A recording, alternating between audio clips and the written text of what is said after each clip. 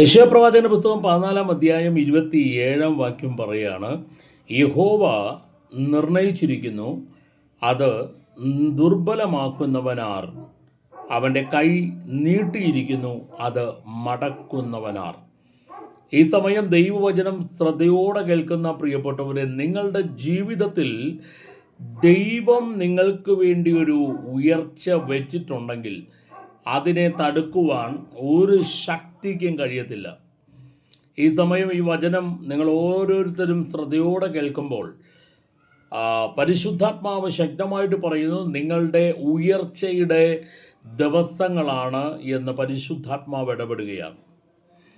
ഇതുവരെ നിങ്ങൾ കണ്ടിട്ടില്ലാത്ത, നിങ്ങൾ ഇതുവരെ ചിന്തിക്കാത്ത നിലവാരങ്ങളിൽ ദൈവം നിങ്ങളെ മാനിക്കുവാനായി പോകുന്നു. ദൈവം ഒരാളെ ഉയർത്തുവാൻ ദൈവം പദ്ധതി ഇട്ടിട്ടുണ്ടെങ്കിൽ ആ ഉയർച്ചയെ തടുക്കുവാൻ ഒരു ശക്തിക്കും കഴിയത്തില്ല.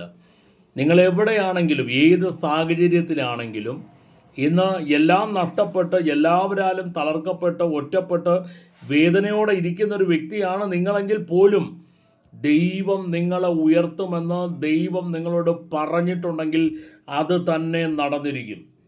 അതിന് വിരോധമായി എന്തെല്ലാം, ആരെല്ലാം എന്തൊക്കെ ചെയ്തെന്ന് പറഞ്ഞാലും അതൊന്നും നടക്കത്തില്ല. മറിച്ച് നടക്കാൻ പോകുന്നത്, സംഭവിക്കാൻ പോകുന്നത് ദൈവത്തിൻ്റെ പ്രവൃത്തിയായിരിക്കും. ഈ സമയം ദൈവവചനം ശ്രദ്ധയോടെ കേൾക്കുന്ന പ്രിയപ്പെട്ടവരെ, നിങ്ങളെ തകർക്കുവാൻ ഒരു ശക്തിയും കഴിയത്തില്ല.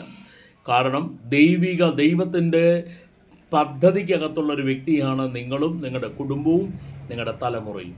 അങ്ങനെയാണെങ്കിൽ ദൈവത്തിൻ്റെ പദ്ധതി മാത്രമേ നിങ്ങളുടെ ജീവിതത്തിൽ നടക്കത്തുള്ളൂ. ഇന്നായിരിക്കുന്ന അവസ്ഥയല്ല, ദൈവിക പദ്ധതിയിലേക്ക് തിരിയുക. കർത്താവ് നിങ്ങളെ അനുഗ്രഹിക്കട്ടെ.